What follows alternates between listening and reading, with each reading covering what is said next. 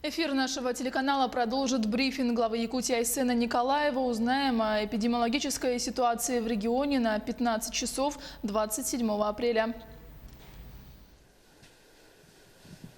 Айсен Сергеевич, здравствуйте. О текущей эпидемиологической ситуации в нашей республике. Добрый день. Всех с Днем Республики. В этот праздничный день мы сейчас закончили только что заседание оперативного штаба. Ситуация у нас без особых изменений. Есть рост за последние сутки на 7 человек. Это город Якутск в первую очередь, где 6 у нас новых случаев зарегистрировано. Все они в целом по группе ранее выявленных уже больных, в том числе и, к сожалению, есть увеличение по медикам офтальмологической больницы, есть увеличение по ранее выявленным уже другим больным. И один случай у нас предположительно по Хангаласскому улусу тоже сейчас обрабатывается. Хочу сказать, что, конечно же, по городу Якутску мы видим серьезное увеличение больных на протяжении всей недели. У нас уже больных с учетом ранее привезенных из других районов сейчас 59 человек только по городу Якутску, которые находятся в инфекционных стационарах. И здесь надо особое внимание обратить на ограничительные мероприятия, которые по городу проводятся. К сожалению, мы видим, что во многих местах, в том числе в общественных местах, таких как магазины, масочный режим не соблюдается социальное дистанцирование. Глава города сейчас доложила о том, что также у нас количество поездок на общественном транспорте в эти выходные превысило то количество, которое было неделю назад. А ситуация по городу Якутску, еще раз говорю, далека от стабильной, она наоборот ухудшается.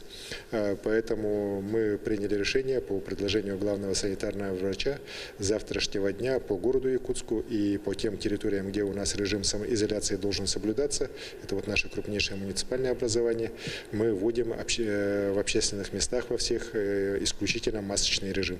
Это и в общественном транспорте, это и в магазинах, это в других общественных местах, которые люди бывают, в том числе в первую очередь, еще раз говорю, находясь на улицах городов нашей республики.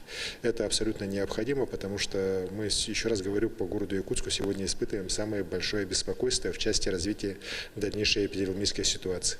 Если ситуация по городу у нас будет уже стабильна, пойдет на убыль, то мы, конечно, поймем, что уже в целом в республике ситуация у нас точно под контролем, так же, как она сейчас стала под контролем после введения жесткого режима карантина по городу Алдану, где уже 4 дня у нас нет ни одного случая заражения новой коронавирусной инфекцией, а те случаи, которые были на прошлой неделе, они зафиксированы у нас исключительно внутри обсерватора. То есть мы еще раз убеждаемся о том, что жесточайшие ограничительные меры, которые по Алдану были введены, меры карантина, они все-таки сыграли свою роль, и ситуация сейчас под контролем.